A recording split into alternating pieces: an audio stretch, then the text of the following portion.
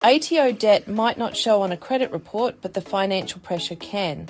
For a broker, this can complicate a loan application.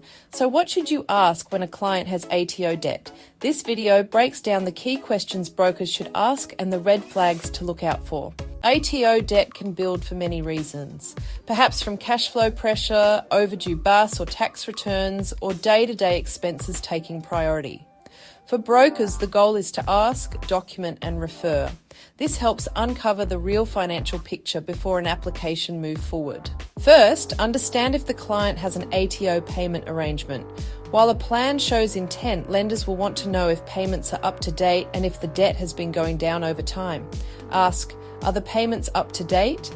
And has the balance been reducing? These factual questions help build a clearer picture without telling the client how to manage their tax debt. While ATO debt doesn't usually appear on a personal credit report, the pressure it creates can affect other financial commitments. For example, a client might miss loan repayments, get a default, or apply for more credit to manage cash flow. So ask if the tax debt has affected other repayments or if they've recently applied for extra credit. Sometimes these warning signs appear on the credit report before the reason becomes clear. ATO debt may also sit alongside wider signs of business pressure. Ask your client, are there any current cash flow pressures? Have you had to delay any payments recently? And are all BAS and tax returns lodged?